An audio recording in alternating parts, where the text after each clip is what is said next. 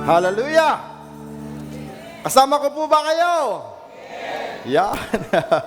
Salamat sa Diyos at marami mga anak naririto at sumasamba sa Espiritu katotohanan at patuloy na nagpupuri at nagpapasalamat sa kabila ng ating mga pinagdaraanan at hinaharap sa buhay.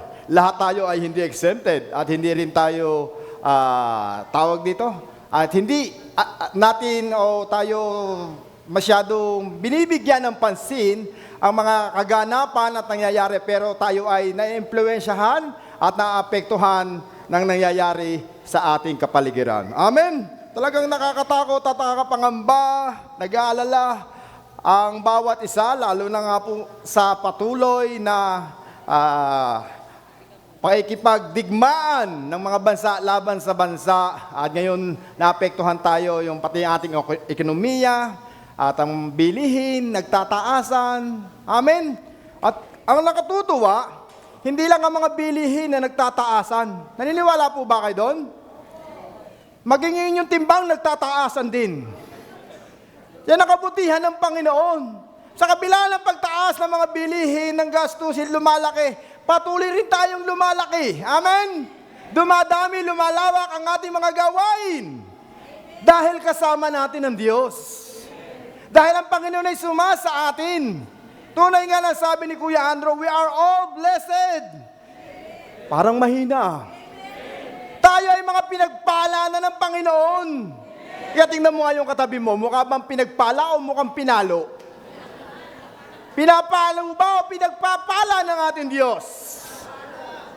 Dahil ang Panginoon, pag nagpala, lahat tayo makikinabang. Amen? Walang naiiwan, lalo na kung tayo patuloy na nakakonekta sa ating Diyos. Nakakonekta tayo sa mga lingkod ng Diyos. Nakakonekta tayo sa salita ng ating Diyos. Dahil kung ang ating puso at isipan ay patuloy natin ikukonekta sa mga bad news na nangyayari sa ating kapaligiran, something bad thing happened to our life. Kaya lang yung nasa isipan mo. What you think, what you shout will bring about in your life. Kung ano ang iniisip mo, kung ano ang sinasabi mo, yan ang malimit na mangyayari sa ating buhay. Amen? Sapagkat ang sabi ng Mark chapter 11 verse 24, whatever you believe, you will receive. Whatever you believe, you will receive. Kung ano ang pinaniniwalaan mo, kapatid, iyon ang darating sa iyo. Parang ang lalim na lang iniisip nyo ngayon ha. Ano po ba ang iniisip nyo? Yung po ba ang pinaniniwalaan nyo? Maganda po sana ang inyong mga iniisip. Amen? At tayo nga po ay matatapos na. Parang kailan lang, anibersaryo natin. At nakatutuwa nating alalahanin at isipin ang ating tema. We are chosen for? We are chosen for? Ayan, tayo ay pinili para sa pabor ng Diyos. At tayo God positioning us for? Parang ayaw na, gusto lang yung favor, pero ayaw na yung purpose. Merong purpose ang Panginoon. Amen? Merong pinagagawa ang Diyos sa atin.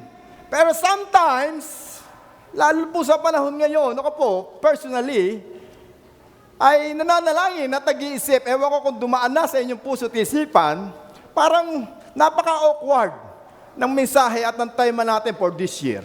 Para sa buhay ko at sa ating kapaligiran na nangyayari at nagaganap. Nagtatanong po ba kayo? Ang deklarasyon ng ating bishop, buhat sa ating Diyos, we are chosen for favor. Pero makikita po ba natin yung pabor ng Panginoon kung mataas na ang bilihin at ang liit ng sahod? Tingnan, wala na nag-amen. Nakikita po ba natin yung pabor at kabutihan ng Diyos sa ating buhay kung wala na tayong makakain sa pagkainan? Kung wala na tayong trabaho, kung tumataas na ang mga bills na ating binabayaran monthly, makikita pa po ba natin yung kabutihan ng Diyos? Makikita po pa ba natin yung pabor ng ating Panginoon Diyos sa ating buhay? Malimit po ako'y nagtatanong at nangangamba bilang isang magulang para sa aking pamilya at sa aking mga anak na nag-aaral, na nag-iisip at nagtatanong, Lord, talaga bang may pabor ka sa aming mga anak mo? Talaga bang this is a year of favor? This is a season of God's favor in our life. Ito po ba ay talagang kalooban mo na mangyari at maganap sa aming buhay? Gayong hindi tumitigil ang digmaan sa iba't ibang bansa, laban ng Israel at Iran. At kagabi nga lang po habang kami nag-uusap ng aking misis, aming pinakikinggan yung, nadinig niyo po ba yung mga kulog kagabi at kidlat? Kung titingnan niyo po inyong pakikinggan ng kulog kagabi, parang hindi siya pangkaraniwang thunderstorm. Hindi siya parang kulog. Napansin niyo po ba kagabi? Kasi ang tunog niya parang tunog ng digmaan. Ganun po ang tunog ng gera. Miya't-miya ang tunog, ang lagabog. Parang sabi ko, naglidigmaan yata sa langit. Nagagalit na yata ang Lord. Para doon sa mga taong walang pagkakilala, pagkaunawa sa ating Diyos. Pero tayo mga Kristiyano, hindi tayo magpapa-apekto sa crisis. Amen? Dahil meron tayong Kristo over crisis. Na naniniwala tayo, nananalig, nananampalataya na mayroong isang Diyos. At tayong lahat ay recipient ng paghihirap ng ating Diyos, Ama na ating Diyos na si Jesucristo. Kaya ating ginugunita ang mahal na araw dahil mayroong isang Diyos na si Jesucristo na nagpakabayubay para sa kaginawahan natin, para sa kapakinabangan natin. Para bago man dumating ang crisis na ito, handa na tayo, kapatid. Kaya tingnan mo yung katabi mo, handa ka na ba? Yan. Handa na ba tayo na matanggap ang pagpapala, ang pabor ng Diyos? Pero sometimes, ang katotohanan, meron tayong mga doubt. Tama po ba? Lalo na kung magbabayad ka ng iyong mga bills, para bang kinakapos ka na malimit, nagkukulang. Pero ang good news, kapatid, ang biyaya ng Diyos ay sapat bawat araw. Parang hindi pa naniwala ang iba. Sapat mo ba ang biyaya ng Diyos?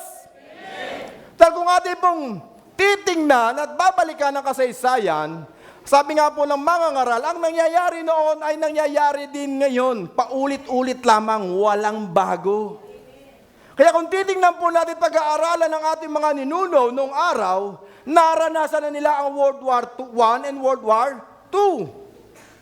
Nagkaroon din po ng malalang sakit noong araw, malaria, TB, may pandemic, lahat na ay mga nakakulong, may quarantine. Nangyayari lang paulit-ulit.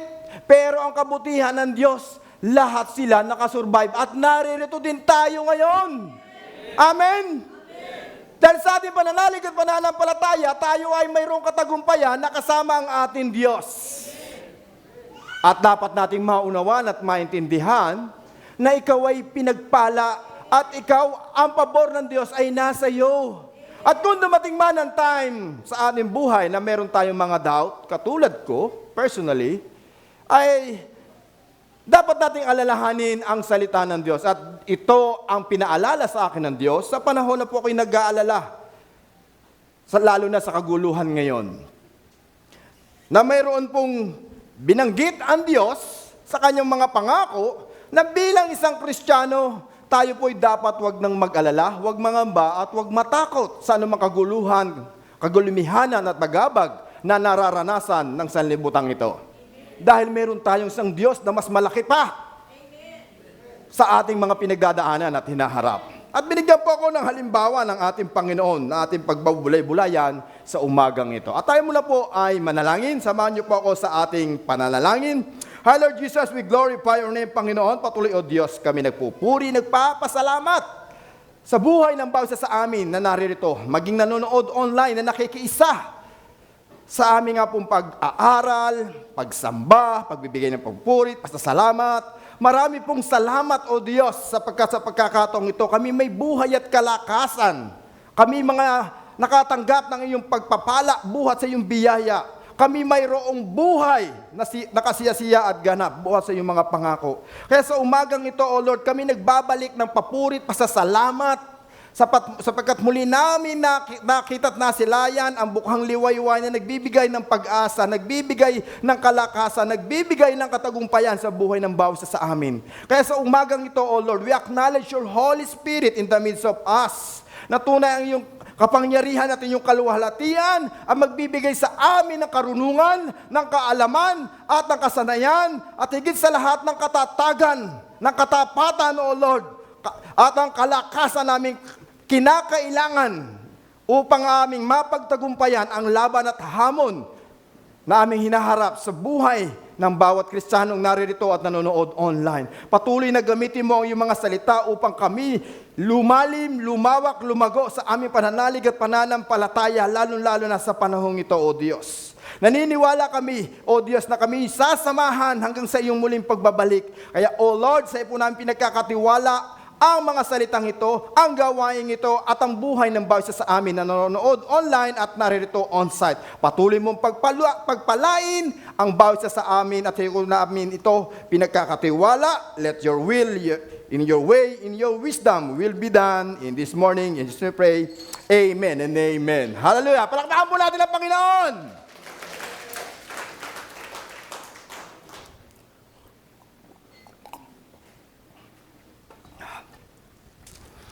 Itong mga nakaraang linggo po ay talagang nakapagtataka dahil bilang isang driver, ako po merong isang maliit pang motor na parang kailan lang po ay nang huling-huli akong bumili ng gusalina ay worth 50 pesos lang. Pero itong this week, ako po yung nagpagusalina is 85 pesos na.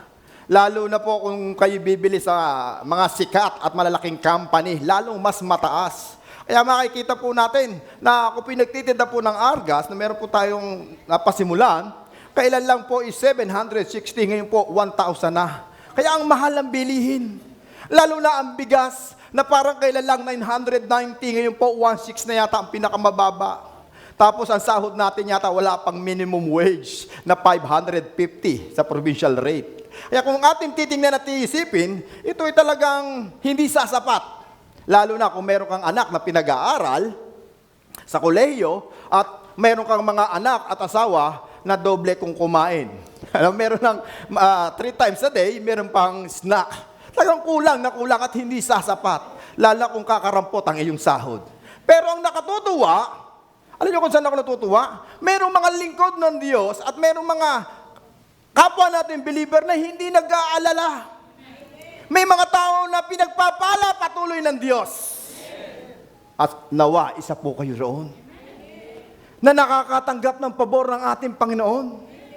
Dahil ang biyaya ng Diyos ay laging sapat sa bawat isa sa atin. Pero mayroong pabor ang Diyos sa bawat kinalulugdan niya. Bagamat tayo ay pinagpala na mayroong pang pabor ang Diyos. Mayroong ibinibigay. Pag sinabing pabor, ito ay kinalulugdan. Natuwa na siya ang Diyos. Kaya mayroong kang pabor buhat sa Diyos. Mayroon ka sa bagay sa trabaho, mayroon ka ng salary, mayroon ka pang incentive. May bonus ka pa. Dahil natuwa ang Diyos sa performance mo. Dahil nagalak at nasiyahan siya sa iyong mga ginagawang mabubuting bagay at ang iyong higit sa lahat, ang iyong pananalig at pananampalataya sa kanyang katapatan sa ating mga pinangahawakang pangako buhat sa ating Diyos. At sa panahon po ngayon, ang laki ng ginagampanan at kinakatawanan ng iyong pananalig at pananampalataya. Dahil ito lang ang ating makakapitan, ito lang ating sandata. Na tayong lahat ay manalig manampalataya sa kayang gawin ng ating Diyos. Dahil kung wala kang pananalig at pananampalataya ngayon, kapatid, maaring wala ka na sa church na ito. Dahil anong iisipin po natin? Mas uunahin pa po natin na makapagtrabaho, makapaghanap buhay to provide the needs of our own family. Hindi ko po minamasama yung ating mga kapatiran na nasa trabaho ngayon. Ano po? Kaya lang po ay in-emphasis ko lang po dito, dahil tayo nananalig at nananampalataya na God will provide. Ipoprovide niya. God will sustain us sa crisis nating nararanasan. Kaya kung tayo may pananalig at pananampalataya, no matter what happen, patuloy tayong dadako at magpupurit, magpapasalamat sa ating Diyos na buhay. Mayroon man tayong kinakain o wala, kung meron mang nakakaranas na walang pagkain, pero tingin ko, lahat kumakain 3 times a day. Tingnan mo nga yung katabi mo, mukha na bang malnourished? Hindi naman, di po ba? Masaganang masagana. Fresh na fresh. Nag-iisip pa nga kung paano mag-diet. Yan ang pagpapala at pabor ng Diyos. Amen?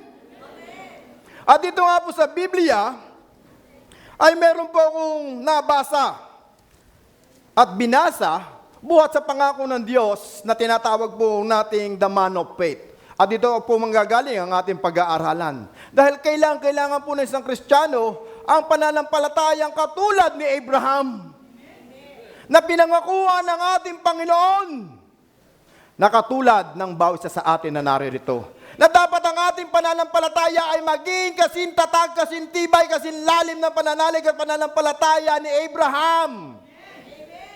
Dahil si Abraham hindi rin po naging exempted sa crisis, sa hirap, pagdurusa.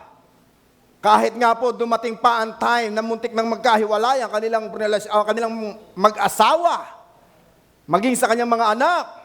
Pero dahil sa kanyang pananalig at pananampalataya, nanatiling buhay ang Diyos sa kanilang buong pamilya.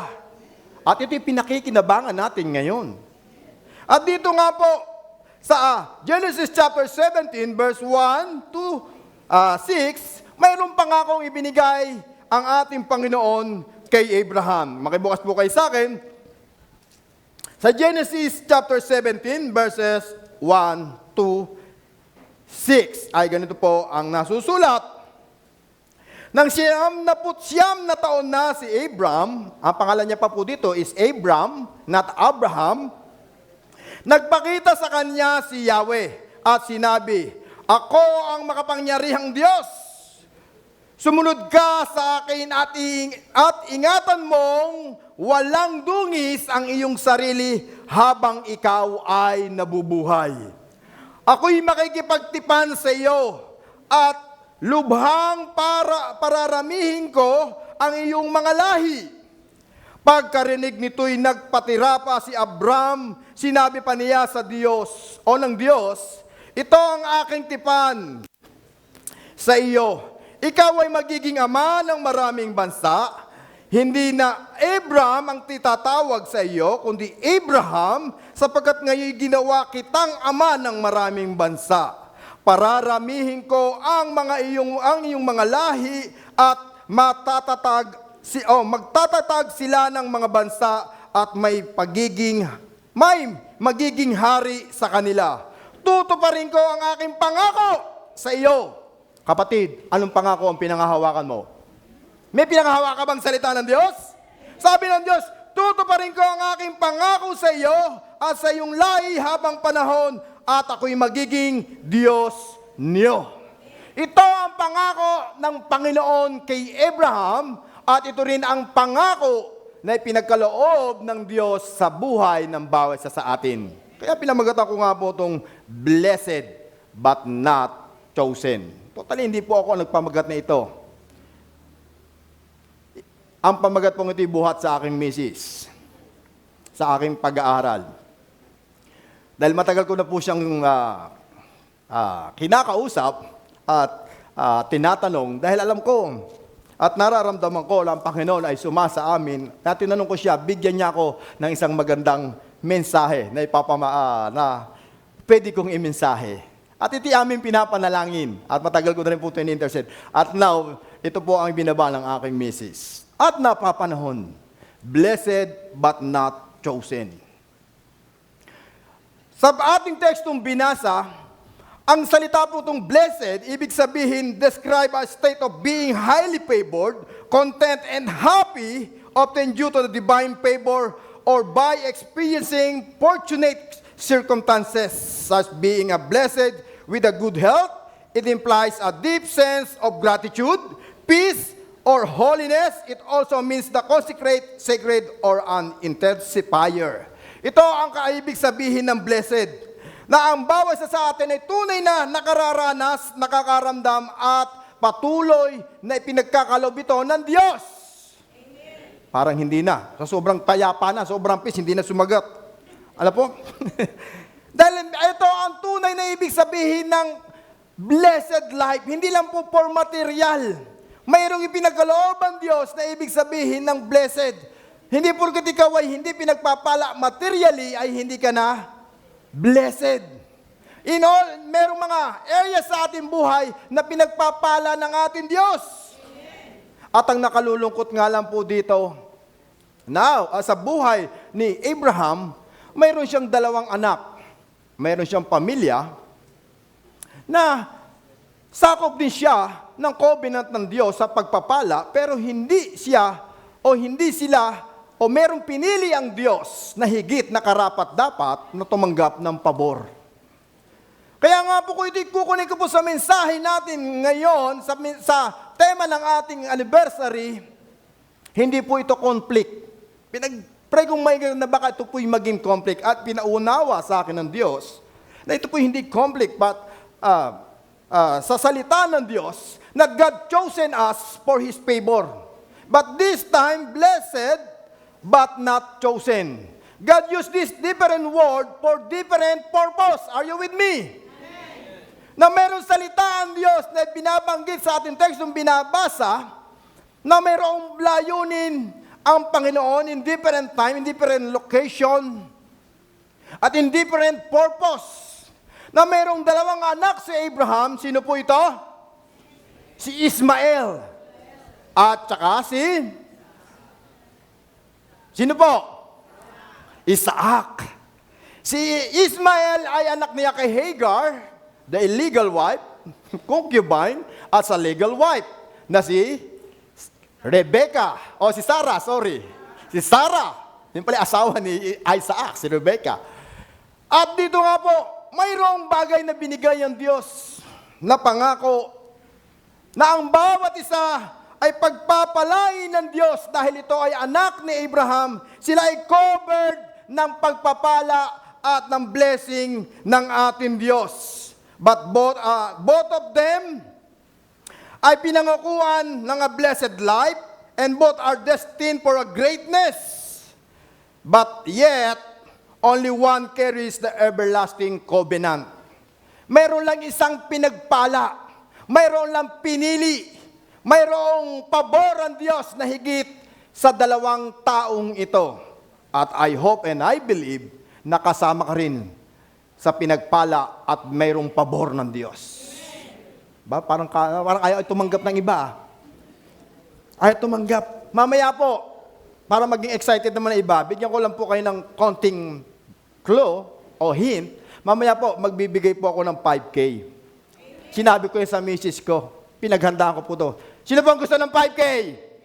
Kaya kailangan, parang hinay. Sino gusto ng 5K? Yan, mamaya bibigyan ko po ng 5K pagkatapos ng ating mensahe. Ano po? At susubukin ko po at titingnan ko kung sino yung karapat-dapat na tumanggap ng 5K. Amen? Handa na po ba kayo? Sabi mo kapatid. Handa ka na ba? Ay, mukhang hindi handa yung iba eh. Kailangan maging handa tayo sa 5K. Amen? Ayan. At dito nga po, mayroong covenant ang Diyos, mayroong pabor ang Diyos. Doon sa mga taong pinili at kinalugdan niya. At ito nga po ay si Isaac. At kung ito bibigyan ko po ng illustration sa ating church, lahat tayo ay blessed. Amen. Tayo ay pinagpapala ng Diyos, pero mayroong mga kapatiran ang nakakatanggap ng higit at ng sobra sa pagpapala ng Diyos. Ito ang tinatawag na pabor. Naintindihan niyo po ba ako? Bigyan ko po kayo ng halimbawa para higit nating maunawaan. Lahat po tayo nakapag-aral, tama po ba? At lahat tayo nakagraduate. Tama po ba? Elementary, high school, or college. Pero hindi lahat may honor. Iyon ang pabor ng Lord. Mayroon kang honor. Kaya ang pabor ng Diyos para lang doon sa mga taong nagsumikap, nagtiwala, nanampalataya, nananalig sa kayang gawin ng ating Diyos. At higit sa lahat, yung mga taong sumusunod sa ating Diyos sa kabila ng kanilang pinaghirapan o sa kanilang hinaharap sa buhay. Yon ang pabor ng ating Diyos. Kaya nakalulungkot, minsan kung atin titingnan, na parang napaka-unfair ng ating Panginoon. Bakit yung mga taong walang pagkatakot at pagkakilala sa ating Panginoon ay lalong pinagpapala ng ating Diyos? Tama po ba? Bakit pa yung mga tamad sa ating trabaho, ang lalaki ng sahod? Bakit yung ating mga kapitbahay na walang ginagawa, tumataas ang bakod? Sino yung mga taong napaupo-upo lang, silang malalaki ang sahod? Bakit ikaw itong nagsusumiksik at nagsusumikap na mapasali sa tupad, ikaw ay hindi nakalista? Parang unfair. Kung ating imamatch o titingnan ang ating buhay. Pero ang nakatutuwa, ang pabor ng Diyos nasa iyo pa rin. Dahil merong inilaan at ibibigay ng Diyos na higit pa sa hinaasahan at hinihingi mo. Ang problema po sa atin, nakapokus tayo doon sa mga bagay na gusto nating makamit. Hindi doon sa mga bagay na gustong ibigay ng Diyos sa atin. Dahil mayroong nakalaan ng Diyos. Mayroong ibinibigay ang Diyos. At sometimes hindi po natin ito nakikita. Dahil tayong lahat ay binigyan ng new covenant. Kung binigyan ng Panginoon ng covenant si Abraham, ngayon po naroon tayo sa bagong covenant. The blood covenant ay pinagkaloob sa ating Panginoong Jesus. At tayong lahat ay cover nitong new covenant. Kaya nga po ating ininugunita, inaalaala ang mahal na araw. Dahil nga po sa isang buhay na si Jesucristo na nagpakabayubay sa krus ng Kalbaryo. Are you with me? Na ito ay ating makakamit, favor and blessed life, kung tayo po ay mayroong pananampalataya. Kung ang Diyos noong panahon namili, kung sino lang yung bibigyan niya ng pabor at ng blessing, but nowadays, we are all entitled. Pag sinabing entitled, para sa iyo yun. Karapat dapat sa iyo yun. Pero, sabi ng Lord, meron kang gagawin. Ano yung gagawin mo? Sumunod at manampalataya. Kung gusto natin ma-acquired ang dalawang bagay na ipinangako ng Diyos sa dalawang anak ni Abraham na si Ismael at Isaac. Dahil pagka nakamit natin nito, dahil meron na talagang nakakamit nito sa loob ng church na ito, salamat sa nakakamit. Parang wala pa, parang naghahangad pa yung iba. Naniniwala ko at nakita ko meron ng ilan sa atin ang nakararanas ng pangako at ng pabor ng Diyos. Yan, lumalakas na. Dahil kung hindi ka nananalig, naniniwala, kapatid. Are you with me? Hindi mo makakamit. Nasa isip mo pa rin yata ngayon ang crisis, hindi ang Kristo. Sa oras na ito, kailangan muna natin bitawan ang crisis na hinaharap ng ating bansa. Harapin muna po natin kung sino ang nasa iyong harapan. Sino ba nasa iyong harapan? Amen. Hindi po ako. Nangunguna lang po kami. Pinangungunahan lang namin po kayo. Si Lord dapat po ang nasa ating puso at isipan sa oras at araw na ito. Upang mapagtagumpayan natin ang crisis, kailangan manalig at manampalataya ka sa salita ng Diyos. Kasi ang linaw po na sinabi ng ating Panginoon, na sabi niya, ako ang makapangyarihang Diyos. Pag sinabing siya ang makapangyarihan, wala nang iba pa. Amen. Lahat ng bagay ay imposible sa Kanya. Amen. At ang pinagdaranasan natin sa ating buhay, kaya niyang baliktarin 360 degree. Na kaya niyang baguhin. Kung ikay nasa ilalim, kaya Kanya ilagay sa taas. Amen. Kung ikay dating nangungutang, ikaw na magpapautang. Kung ikaw ay buntot, ikay gagawin niyang ulo. Amen. Ikaw ang magiging leaders. Ikaw ang magiging influencer. Ikaw ang mangunguna. Hindi na parang ikaw ang kawawa. Ikaw ang nahuhuli. Ikaw ang laging talunan. Pero ang mga anak ng Diyos laging masiwal. Amen. Laging masigla. Amen. Laging masaya. Laging nakangiti. Punong-puno ng pag-asa. Amen. Parang pahina ng pahina. Parang di yata nag-almusal. Dahil sa buhay ng Diyos, sa buhay natin, nakasama ang Diyos, Meron siyang ginagawang pagbabago sa buhay ng bawat isa sa atin araw-araw. Kaya nga po narito ang promise at covenant ng Diyos, hindi lang kay Ismael at kay Isaac, kundi para sa ating lahat. At ito po ay naranasan ni Abraham. At kailangan natin tularan ang ginawa ni Abraham upang makamit natin ang mga pinangako at ang pabor ng Diyos sa atin. Na huwag nating maranasan ang nangyari sa kanyang dalawang anak. Dahil si Abraham ay may dalawang anak na si Ismael at Isaac, mayroon silang, both of them are blessed, but only one, Isaac, na anak ni Abraham, ang nagkamit ng pabor ng covenant ng ating Diyos. Ang nais po ng Panginoong Diyos sa atin, makamit natin to. Dahil wala naman pong tinatangi ang Diyos. Ang gusto niya maranasan natin ang bagay na ito. Amen? Kaya nga po sa pamamagitan ni Kristo, ni Yesu Kristo, ito'y ating mararanasan. At dapat po natin tularan ang ginawa ni Abraham. Buhat sa ating tekstong binasa, what kind of lesson we learn from the life of Abraham? 3 lessons from the life of Abraham to help us to live by faith. Na kailangan mag-increase ang ating pananampalataya. Kaya nga sabi ng mga disipulo, Lord, meron kaming pananalig, may pananampalataya, pero kukunti pa. Dagdagan mo, Lord. Parang walang gustong dagdagan ng pananampalataya. Gusto niyo po ba bawasan? Sabi ng Lord, sabi ng mga disipulo, Lord, meron siyang desire na, Lord, dagdagan mo pa yung aming pananampalataya. Meron po bang tayong katulad ng ganitong pananalig at pananampalataya, sabi ng mga disipulo sa ating Panginoon?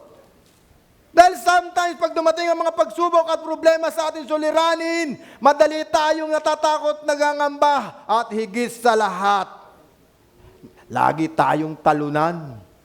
Lumbay na lumbay, lungkot na lungkot. Tingnan mo nga yung katabi mo. Tingnan nyo nga po. Mukha bang takot na takot? O mukha kang nakakatakot? Hindi po, di po ba? 3 lessons from the life of Abraham to help us to live by faith. First, focus to the promise. Sabi po sa verse 1. And 2, nang 99 na taon na si Abraham, nagpakita sa kanya si Yahweh at sinabi, ako makapangyarihang Diyos, sumunod ka sa akin at ingatan mong walang dungis ang iyong sarili habang ikay nabubuhay. Ako'y makikipagtipan sa iyo at lubhang pararamihin ko ang iyong lahi. Dahil si Abraham po ay wala pang masyadong relatives malibang kay Lot na nabanggit sa Biblia, gusto ng Panginoon dumami ang kanyang lahi. Ibig pong sabihin, gusto ng Panginoon na dumami ang katulad ni Abraham. Ito ang pangako at ang tipan ng Diyos kay Abraham, focus on the promise. Dahil kapag sinabi ng Diyos, gagawin niya. Amen? Naniniwala po ba kayo doon? Mayroon 3 promise ang Panginoon kay Abraham.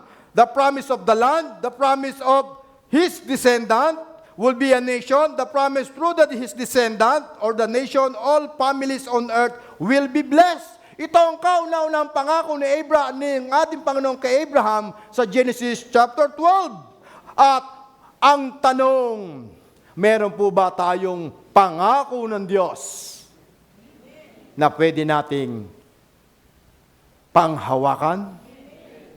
Parang kukunti lang ang nag-amen. Kukunti pa ang faith.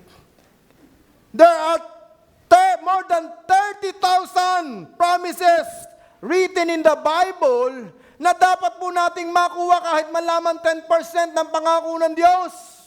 Anong 10% ng 30,000? 300. Tama po ba? O baba na po natin, gawin na lang po natin 1%. Parang ang dami ng 300.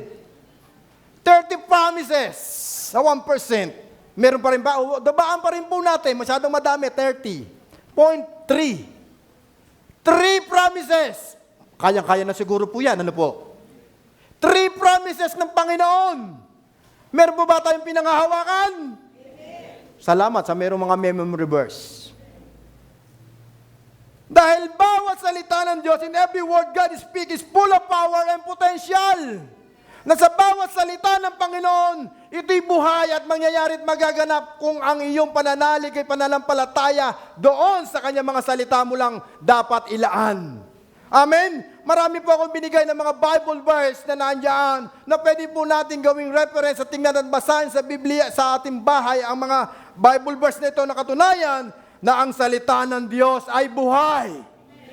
Amen? And God is faithful to keep His promise. Tapat ang ating Diyos, tapat ang nangako sa atin. Sabi ng Hebrew chapter 10 verse 23, tapat ang nangako sa atin. Hindi siya katulad ng tao na sinungaling. Basta't sinabi niya, ay gagawin niya. Sabi ng Numbers 23 verse 19, ang Diyos ay hindi sinungaling. Kaya focus on the promise.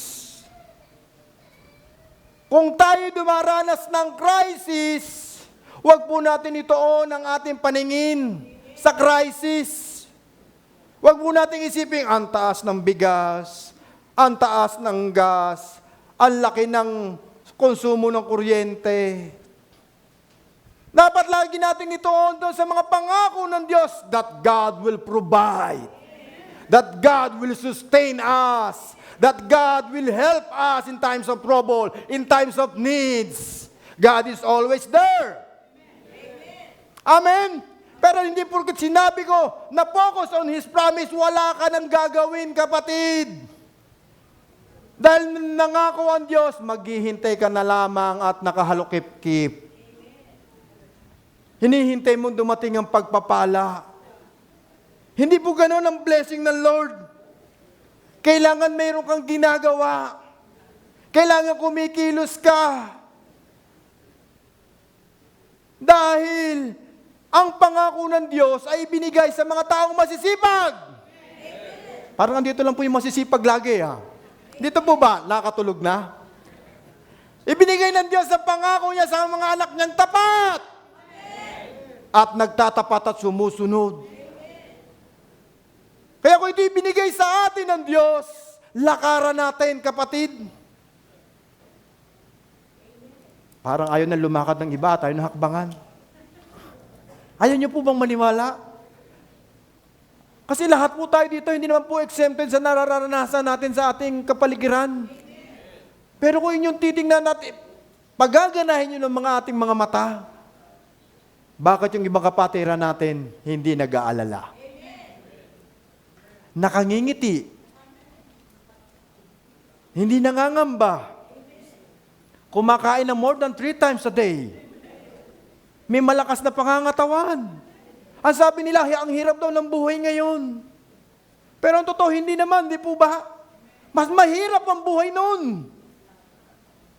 Noong araw, natatandaan ko po, ang bigas, way back 80s, ako inutusan ng nanay ko, pag bumili po ako ng bigas, 9 pesos lang per kilo. 9.50. Utang pa yun. Namerdala po akong listahan na notebook. Ang gusalina, 11.50. Inutusan naman po ako ng tiyahin kong si Nanay Nessie. Tagabili po ako ng gusalina niya noong bata po ako. Madali po akong gumawa ng pera. Dahil gusto ko laging may pera. Kaya alam ko po yung mga gastusin noong araw. Pero nowadays, magkano na ang bigas per kilo? 60. Ang gas, 85. Ang laki na yung tinaas. Pero kung isipin niyo po, bakit nakasurvive sila noon? Tayo hindi na kaya makasurvive? Ang sahod namin noon, ako po yung binata, 237, plus mayroon pa pong OT meal, 20 pesos. Nagkaanak pa ako ng 2. Ngayon 550, nangangamba tayo. Natatakot tayo. Anong diferensya? Lifestyle. Ang mga tao, kabataan ngayon, hindi na mabuhay ng walang cellphone. Tingnan niyo yung katabi niyo mga kabataan kung walang hawak na cellphone. Hindi na mabubuhay kung hindi makakainom ng Starbucks, ng milk tea. Hindi mabubuhay. Pero nung araw, bago ka magsaing, maghahanap ka muna ng panggatong. Magpaparikit ka, bugar rito, bugar roon, puro uling na ang nguso at mukha. Sino nakararanas? Pero masaya. Ang mga bata noon masisigla. Pero dahil ngayon comfortable, convenient. Tubig, bukas ang gripo, saksak ang rice cooker, nonood ng Netflix. Pero noon, mag-iigib, makikipagpilahan ka, habang nagchichismisa, nagkukwentuhan. Pero ngayon, nasa loob ng bahay, convenient na convenient. Pero ngayon, tinuturuan tayo ng Diyos na pwede nating ibalik. Iparana sa ating mga anak. Say amen, mga magulang. Amen. Mahirap man, pero pwedeng gawin. Amen. Nakasurvive nga tayo noon. Ngayon pa kaya? Ayaw nyo yun? Forced diet. Hindi na natin kailangan pa pumunta sa gym para magpalakas. Sa bahay pa lang, turuan na natin. Amen. Dahil yan ang ginawa ng pandemic before. Mas malala siguro ang pandemic o mga nakaraang taon kumpara sa crisis ngayon. Pero nakasurvive pa rin tayo. Tama po ba? Dahil yan sa mga pangako ng Diyos na ating pinanghawakan. Dahil kung hindi tayo nanalig na ng palataya sa Panginoon, wala tayo ngayon dito. Kaya ano dapat natin gawin? Focus on the promise of God, katulad ginawa ni Abraham. At ang pangalawa, delight of receiving God promises. Delight of receiving God promises. Kung mayroong pangako ang Diyos sa iyo, bigyan mo ng pansin. Magalak mong tanggapin. May kasiyahan, may kagalakan na tinatanggap mo ang mga pangako ng Diyos. Salamat sa tumanggap. Malimit po kasi pag nagde-deliver po kami ng Word of God dito, sasabihin natin, ay, wala si sis, wala si brother. Tama-tama sa kanya yung Word of God. Sabi ng Panginoon, delight of receiving God promises. Pagkasalita ng Diyos, tanggapin natin. Maging masaya tayo na tayo kinakausap ng Diyos at nais ng Diyos na tayo kanyang tuwirin. Tayo kanyang i-lead. Tayo kanyang turuan. Tayo kanyang i-motivate, i-mold. Katulad ng pangako ng Diyos sa verse 4 and 6, sabi ng Diyos, I promise that you will be the father of many nations. So now I am changing your name from Abram to Abraham. I will give you a lot of descendants and they will become great nation. Some of them will even be a king. Just imagine po ito. Na ang ating mga susunod na mga lahi ay maghahari. Kung ano ang nararanasan natin ngayon, mas dodoblihin, tripluhin ng ating Diyos. Salamat sa naniniwala. Ito yung pangako ng Diyos kay Abraham at ito rin ang pangako sa atin na kung ang salita ng Diyos ay ating susundin, ating iingatan at ating ituturo sa ating mga anak, sila'y magkakamit ng tunay na pinangako ng Diyos kay Abraham at para sa inyong sa ating mga inaanak. Amen? O mga anak. Kaya kailangan lang maging maligaya po tayo na tanggapin ang mga pangako ng Diyos. Kung ano sinasabi ng Diyos, kung ano ang pinapangaral ng bawat lingkod ng Diyos, at kung ano mga devotion ang pinadadala ng lingkod ng Diyos sa atin. Bakit po natin kailangan itong isa buhay, isa puso? Dahil yung mga lingkod ng Diyos na nangangaral at nakaranas ng pagpapala ng Diyos, nais niyang i-share sa buhay ng bawat sa atin. Na maging katulad din po namin kayo na pinagpapala ng ating Diyos. Amen. Bakit pinagpala si Hagar ng ating Diyos? Dahil siya ba'y mabuti? No. Dahil sa pangako ng Diyos kay Abraham. Dahil ang dinadala po ni Hagar ay anak ni Abraham. Pinagpala po si Hagar. Dahil sa pangako ng Diyos kay Abraham. Ang sinasabi ko po dito is the connection, the divine connection of God pagka tayo nananatili sa divine connection, ang pabor at ang pagpapala ng Diyos ay sumasayo. Parang hindi pa rin po naniwala ang iba. At ang connection na yun po ay yung salita ng Diyos. Hindi po sa pamamagitan ni Abraham. Kami po ay na tumatayo rito yung mga instrumento at pinanghahawakan din po namin ang salita ng Diyos. At ang salita ng Diyos ay nakakonekta sa aming puso at isipan na nais din po namin na maranasan nyo ang mga pangakong ito. Amen? Amen. The light of receiving God's promise in your life. Amen? Katulad po ni Abraham. And fix your eyes not on the promise but on the one who made it. Kung tayo nakararanas ng mga pagpapala o makaranas ng pagpapala ng ating Diyos buhat sa kanyang pangako, wag po naman nating tingnan o isa puso lamang yung mga salita ng Diyos. Kundi dapat itundin natin yung ating puso at isipan sa gumawa ng pangako ng ating Diyos. Amen? Dahil minsan, ang ating point of view, ang ating pananaw, ang katotohanan, umaasa lang tayo sa blessing buhat sa mga lingkod ng Diyos. Are you with me? Pag may nadinig po tayo, si pastor namimigay doon, makipila tayo. Si bishop nagbe-bless, makapunta tayo. Ang puso't isipan natin, ang alam natin, sila ang nagpapala. Pero ang totoo, ang Diyos ang pinagmula ng mga pagpapala. Amen? Kaya nga po, sabi ni Hagar sa Genesis chapter 17, na inireveal ng ating Panginoon ang kanyang pangako kay Ismael. Sabi niya, talaga bang ang Diyos ay nakakakita sa aking kalalagayan? Ito yung pangaral po ni Tita Richie last time, that God who sees me. Talaga bang nakikita ng Diyos ang aking kalalagayan? Nakikita at naririnig niya ba ang aking mga prayers? Nakikita yan ng Panginoon. Kaya natutuwa si Hagar na sumunod sa pinasusunod. Hindi siya nagpasalamat sa anghel dahil sino ba ang may dala ng pangako? Di po ba ang anghel na nagpakita kay Hagar? Pero sino ang pinasalamatan ni Hagar? Ang Panginoon.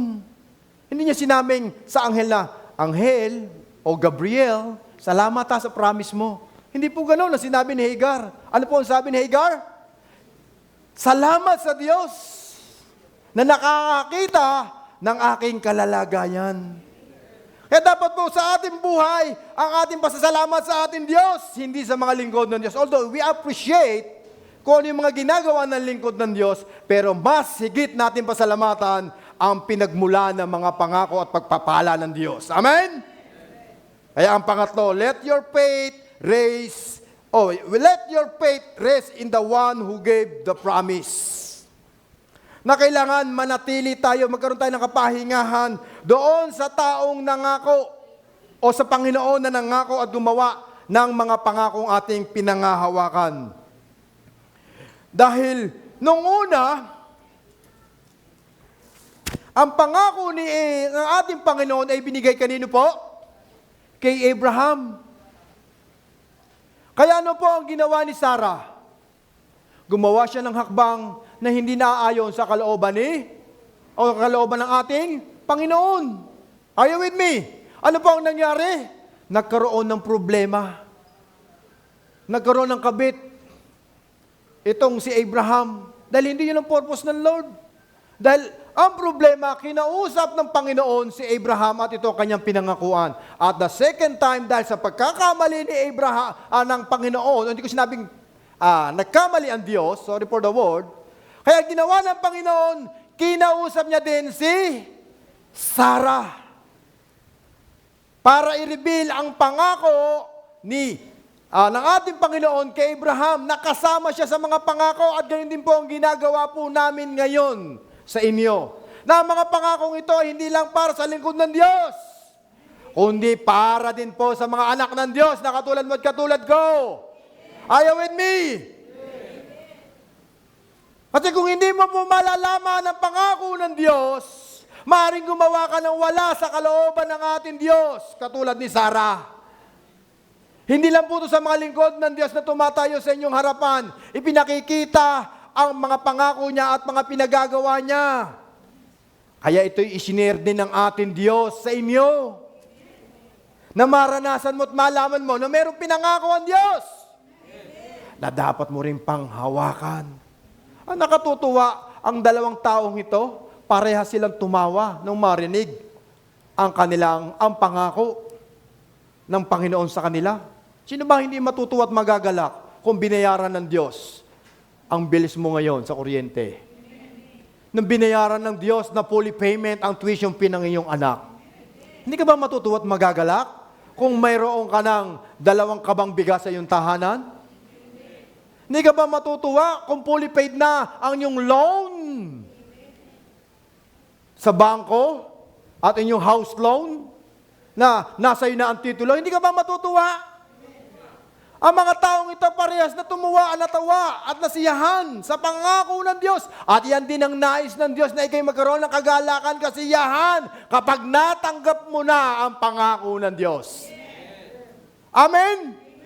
Ang problema lang po dito, sa dalawang taong ito, si Sarah meron pang doubt, kaya siya tumawa. At si Abraham, tumawa, pero hindi dahil meron siyang doubt. Tumawa siya dahil sa pag-asa niya na siya'y magkakaroon pa ng anak. Nakuha niyo po ang pagkakaiba? Si Sarah sinabi niya, ano? Ako magkakaanak pa? Sa edad ng 90? O 85, mga kakaanak pa ako. Si Abraham, nauugod-ugod na, 99, magkakaanak pa. Talagang tatawanan mo. Sa tingin niyo po ba? Sino po ba yung mga may edad na dito? Tingnan niyo po yung katabi niyo. Edad 80, si Tatay. Richard, pinakamatandang babae. Sino po? Ilan na? Nanay Linda? Nanay ko po. O nanay, ilan taon na po kayo? Opo. 74. Tignan niyo po. 74, 72. Tignan niyo po, itsura po nila. Mukhang may asim pa po ba o mukhang maasim? Mukhang maasim na daw. Sa edad na 74, kung titingnan niyo po yung kanilang physical na pangangatawan, sa tingin niyo po ba magkakaanak pa? Di ba nagtawanan kayo? Natawa tayo.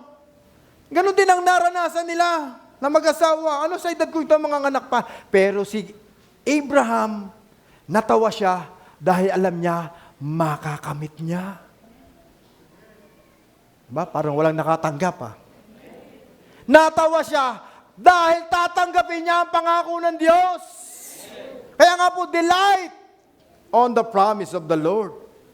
At yung pangatlo nga po, kailangan manatili tayo doon sa pinangako at pangako ng Diyos. Na wag po lang natin tingnan yung mga pangako, kundi kailangan din po natin na magpahinga at tayo ay manatili sa nangako sa ating Diyos.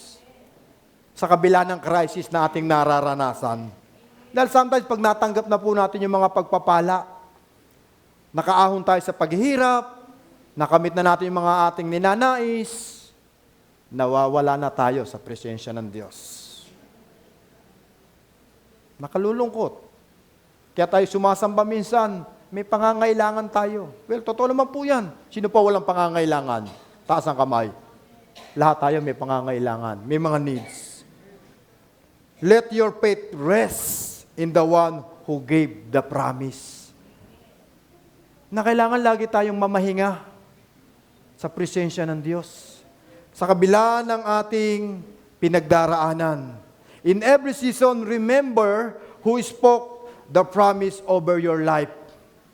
Don't just cling to the promise, cling to the promiser.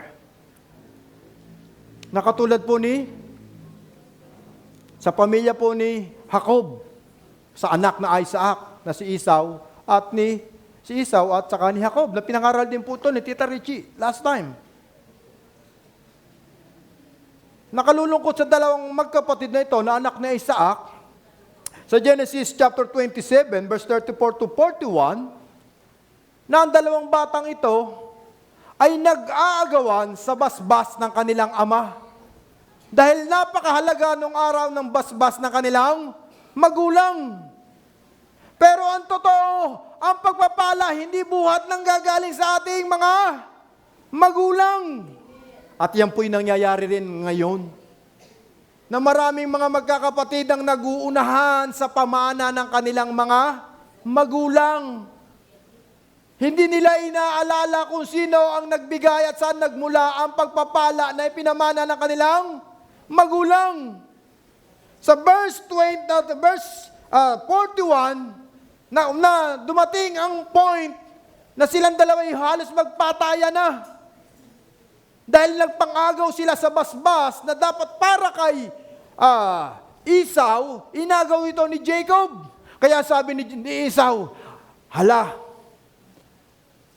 2 beses niya na akong niloko. Gagawan ko siya ng masama. Anong plano ni Esau?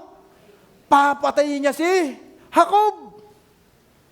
Pero along the way, ang nakatutuwa, inireveal ng Diyos. Ipinakita ng Diyos. Na kahit wala ang basbas ng kanilang mga magulang, pinagpala silang dalawa. Kita niyo po ito? Dahil sometimes ang mindset natin, punta ako kay pastor, punta ako kay Tita Richie, punta ako kay bishop, magpapapray over ako. Nasa kanilang anointing na kanilang blessing. Pero no, kapatid, kahit ikaw, kahit yung katabi mo, pwede yung maging daluyan ng pagpapala dahil ang ating isipan nakatuon sa ating, parang hindi niyo po ako nagets sa ating Panginoon. Wag po natin tingnan lang ang nagdadala ng salita ng Diyos, tingnan po natin yung may gawa ng pangako. Dahil po sa sa Genesis chapter 33, verse 9, nang sila'y muling nagkita ni Esau at ni Jacob, binibigyan siya ng regalo, buhat sa mga pagpapala na ipinagkaloob ng Panginoon kay Jacob. Ngayon, gusto niya itong i-share sa kanyang kapatid. Napakabait na kapatid yung ganito, no? Meron po ba akong kapatid na ganon? Sila pa mga may kapatid na kahit walang-wala na nagbibigay pa sa kanyang kapatid? Say amen. Parang hindi nagbigay yung katabi mo, Yung isusubo na lang ibibigay pa sa kanyang kapatid. Amen? Pinagkalooban niya. Binibigyan niya yung kanyang kapatid. Pero ano po ang sabi ni Esau? Hindi ko tatanggapin yan. Sabi niya sa verse 11, ngunit sumagot sa verse 9, sumagot si Esau, marami na akong ari-arian, kaya sa'yo na lang yan. Nung una, iyak-iyak siya. At gusto niyang patayin si Jacob dahil hindi niya nakuha ang basbas, ang pagpapala ng kanyang magulang.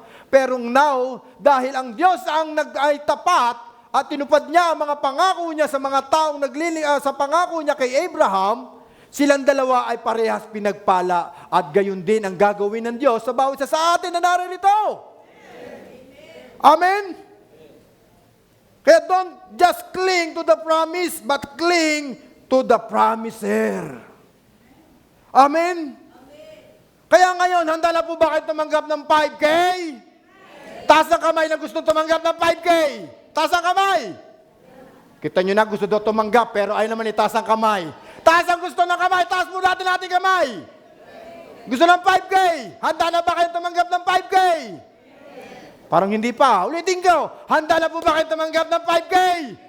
Taas ang kanang kamay. Taas ang kanang kamay. Lahat gusto ko tumaas ang kanang kamay. Lahat po tayo. Parang iba, parang ayaw talaga. Paaminin mo kang pera din no? Taas ang kamay. Ayan, taas mo ang kanang kamay. Taas niyo po. Lahat po ba tayo nakataas na? Gusto niyo na po bang matanggap ang 5K? Yung kaliwang kamay mo, ilatag mo doon sa yung katabi. Lagyan mo yung kaliwa. Tapikin mo nga. Bibigay na ang 5K. Eto na ang 5K. Ready na po ba kayo? Lagay ang kaliwang kamay. Sumunod po tayo. Sige po. Hindi nyo matatanggap ang pagpapala. This is the connection. The divine connection ng Panginoon. Siguraduhin nyo ang inyong kaliwang kamay. Nakadikit sa inyong katabi. Ayan na. Nakadikit na po ba? Handa na po ba kayo sa 5K? Handa na po ba kayo? Ayan. Gusto ko po yung malakas niya, Pastor. May nakadikit na po ba? Okay, ito na ang 5K. Handa na kayo? Sabi mo, kapatid. Sabi mo, kapatid. Tapikin mo, kapatid. Crisis. Kay Kristo. Kumapit. O, natanggap niyo po ba ang 5K? Kay Kristo ka kumalinga. Kay Kristo ka kumanlong. Ayan po yung 5K. Akala niyo po pera, ano? 5K. Kay Kristo ka kumapit, kapatid. Yan ang pangako ng Diyos over crisis. Katulad ni Abraham,